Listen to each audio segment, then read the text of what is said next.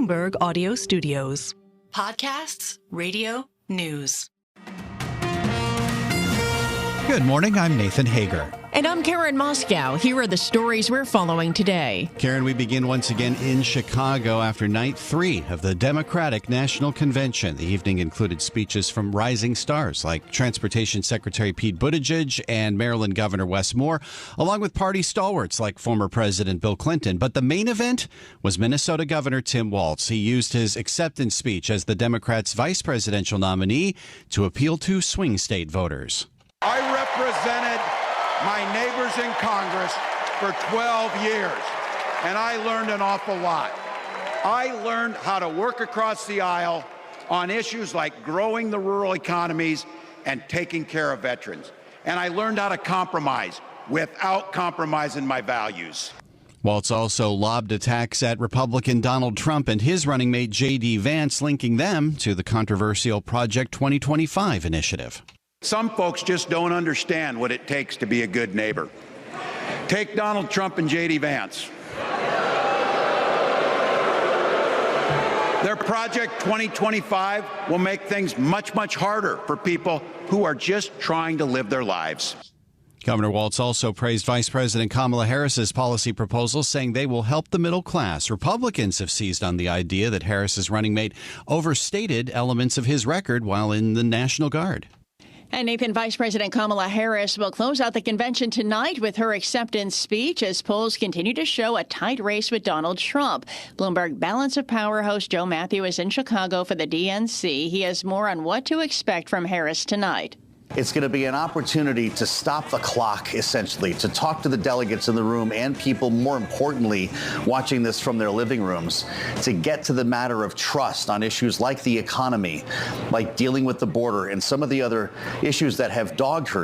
Bloomberg's Joe Matthews says Kamala Harris will also focus on her life story, and you can catch Joe along with Bloomberg's Kaylee Lines from the DNC tonight on a special edition of Balance of Power starting at 8 p.m. Wall Street time on Bloomberg Radio and television. Well, Karen, on day 3 of the DNC, New York City Mayor Eric Adams joined Bloomberg for a conversation about the race and why he didn't get a chance to speak at the convention. The goal is not to get Eric Adams on the stage. The goal is to get VP Harris and the team elected, and they're putting together the right speakers, and we're just going to find out what is our role, and we're going to carry the ball based on that. New York City Mayor Eric Adams added that public safety will be a crucial message for Democrats in the campaign.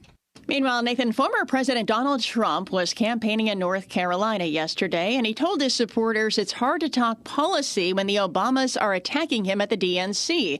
Bloomberg's Ed Baxter has that story. Trump at a rally in North Carolina says he'd like to focus on policy because his advisors told him it's the right thing to do.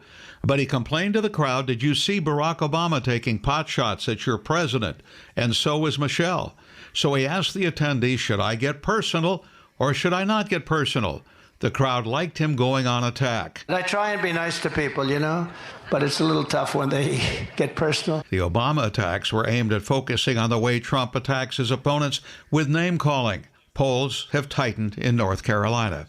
Ed Baxter, Bloomberg Radio. All right, Ed, thank you. And we have one more note on the 2024 race. Reports indicate independent Robert F. Kennedy Jr. is expected to end his presidential campaign this week. He plans to give a speech about his future tomorrow from Phoenix. It comes after Kennedy's running mate suggested he could potentially endorse Donald Trump. Well, Nathan, turning now to the war in the Middle East. After Secretary of State Antony Blinken left the region Tuesday without a ceasefire deal, the White House said both President Biden and Vice President Harris spoke with Israeli Prime Minister Benjamin Netanyahu yesterday. The White House says Biden stressed the urgency to strike a deal with Hamas on a ceasefire and hostage release and discussed upcoming talks in Cairo to remove any remaining obstacles. Let's turn now to the economy, Karen. A lot of investors focused in on Jay Powell's much-anticipated speech tomorrow from Jackson Hole, Wyoming. The Fed chair's comments will come after yesterday's Fed minutes from the July meeting. Bloomberg's Michael McKee is in Jackson Hole. He says the minutes revealed many Fed officials saw the case for cuts at that July meeting. They all decided that maybe because Jay Powell and the majority were saying don't cut now, we will wait. But they do say in the minutes that the latest data they had gotten gave them more confidence that they were going to be moving down to the 2% level, and it would be soon appropriate to move rates. Bloomberg's Mike McKee adds some Fed officials also saw a risk of more serious labor market deterioration. Catch a special edition of Bloomberg Surveillance live from Jackson Hole tomorrow, starting at 9 a.m. Eastern on Bloomberg Radio and Television. And Nathan Trader's got some insight on rate cuts from one Fed official yesterday. Atlanta Fed President Raphael Bostic joined other policymakers in signaling caution before proceeding with rate cuts. Bostic said he's looking for a little more data before supporting a reduction in interest rates, adding that he wants to be absolutely sure inflation's contained. Now to a few company notes, Karen. First, to the latest on the bidding for Paramount Global. Sources tell Bloomberg News Edgar Bronfman Jr. has raised his offer to take over the media company to $6 billion. That tops a $4.3 billion bid he made just 3 days ago. The move could upset Paramount's plan to merge with Skydance Media, led by David Ellison. That deal included a 45-day period in which Paramount can review other offers. Bronfman is a media executive and the heir to the Seagram Spirits fortune. He's reportedly expected to argue that his proposal will result in less dilution for Paramount's non-Redstone shareholders. Well, Nathan, Walt Disney has named former Morgan Stanley CEO James Gorman to lead the search for a successor to CEO Bob Iger. And Bloomberg's Chris Palmieri says the search is on. They have said they're looking at internal and external candidates, but conventional wisdom is it's just a handful of senior Disney executives who are in the running. Companies widely anticipated to name somebody, either a president or a COO, next year who will be the heir apparent. And that's Bloomberg's Chris Palmieri, who says it'll be a tough role to fill since Disney has so many facets to his business. Gorman joined Disney's board this year and oversaw succession at Morgan Stanley, where he continues to serve as executive chairman. Well, Karen, someone new is going to have to fill the role leading Apple's App Store. Sources tell Bloomberg News Matt Fisher is leaving the iPhone maker in October. Fisher's run the App Store since 2010. It's been under regulatory pressure. Lawmakers say Apple's App Store wields too much power in the mobile software market. And finally, Nathan, shares of Snowflake plunged 18% yesterday for their biggest decline since the company went public in 2020. The software developer delivered disappointing sales forecasts and announced CEO Frank Slootman is stepping down. Bloomberg Intelligence says Snowflake's AI plan remains unclear. And checking shares this morning, they're down 8%. It's time now for a look at some of the other stories making news in New York and around the world. And for that, we're joined by Bloomberg's Michael Barr. Michael, good morning. Good morning, Karen. Powerful New York area politicians spoke at day 3 of the Democratic National Convention in Chicago. House Democratic leader Hakeem Jeffries called on the crowd to make Kamala Harris the 47th president of the United States. Jeffries also went after Donald Trump. Donald Trump is like an old boyfriend who you broke up with, but he just won't go away. He has spent the last 4 years spinning the block. Also speaking at the convention, New Jersey Senator Cory Booker. Booker is one of many lawmakers who are paying tribute to longtime Congressman Bill Pascrell of New Jersey, who died yesterday. He never forgot where he came from in Paterson, and he never stopped fighting. He could push some pachyderms. He fought for the people. Pascrell had recently been hospitalized for respiratory infection and fever and was again hospitalized earlier this month. In a post on X, his office said he is now at peace after a lifetime devoted to our great nation of America. Bill Pascrell, a senior Democratic member of the powerful House Ways and Means Committee, was 87. A state appeals court is being asked by New York State's Attorney General to uphold the lower court decision that former President Trump, his adult sons, and company should pay nearly $500 million for business fraud. The Manhattan judge found that the Trumps are liable for inflating the former president's net worth by as much as over $2 billion in misrepresented values of assets. Trump lawyers argue that prosecutors misapplied the law. Authorities are looking for the woman who jumped a fence at a New Jersey zoo and stuck her hand into the tiger enclosure. It was all caught on video. Zookeeper Avery Manier says one of the 2 Bengal tigers in that cage reacted to the woman. She taunted the animal. You can also see his paw go up and him go after her, and he was very agitated that she was on the other side of the fence and he could not get to her. Police posted the video on social media in hopes of finding the woman. Global news 24 hours a day and whenever you want it with Bloomberg News Now. I'm Michael Barr, and this is Bloomberg, Karen. All right, Michael Barr, thank you. Time now for the Bloomberg Sports Update with John Stashower. John, good morning. Good morning, Karen. The Yankees offense has been so often this year like they're a two-man team. That's never been more on display than last night at the stadium. Juan Soto, two-run homer in the first inning. Aaron Judge, two-run shot in the third. Soto, an inning later with a check swing, opposite field, three-run double. And then in the seventh, another Judge home run. Together, they drove in all 8 runs in an 8-1 rout of Cleveland. Soto now has 36 homers. Judge has 47. He's hit 6 in the last 9 games, 12 in the last 23. He's on pace to hit 60. Nestor Cortez, 7 scoreless innings. The series ends this afternoon in the Bronx. Earlier at Citi Field, Mets and Orioles 3-3 bottom of the ninth with Jesse Winker up as a pinch hitter.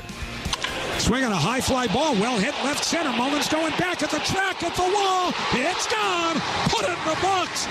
The Mets win it again against Dominguez, and only now does Winker, after firing down his helmet and batting gloves, step on first base and start his triumphant tour around the bases. On WCBS, the Mets had also won 4-3 Monday night, and that was on a walk-off ninth-inning homer by Francisco Alvarez, also off of Baltimore's Sir Anthony Dominguez. The Mets win helps the Yankees. They move back ahead of Baltimore. The two teams continue to flip-flop atop the AL East. Atlanta lost to the Phillies 3-2. The Mets are within a game and a half of the Braves. Mets begin a 10-game road trip tonight in San Diego. Red Sox won 4-1 at Houston. Nationals beat Colorado 6-1. The Denver Broncos named rookie Bo Nix as their Week 1 starting quarterback, 12th pick of the draft. Though he was only the 6th QB taken, he'll become the 14th different starting QB for the Broncos since Peyton Manning retired. NBA Hall of Famer Al Attles has passed away at 87. He played for the Warriors. He coached them to an NBA championship, then became their general manager. Attles spent 60 years with the organization. John Stashower, Bloomberg Sports. Karen and Nathan. Coast to coast on Bloomberg Radio, nationwide on Sirius XM, and around the world on Bloomberg.com and the Bloomberg Business app. This is Bloomberg Daybreak. Good morning, I'm Nathan Hager. Minnesota Governor Tim Walz made a play for the Undecided on night 3 of the Democratic National Convention. We're all here tonight for one beautiful, simple reason. We love this country. Tim Walz leaned into his record as a veteran and a former high school football coach as he introduced himself to the nation and accepted his party's nomination to be vice president. For more, we are joined now by Bloomberg News senior writer Stephanie Baker. Stephanie, good morning. A lot of talk about neighborliness, a lot of talk about reaching out. Quite a different tone from, I guess, what we heard from the Obamas perhaps the night before last. Good morning.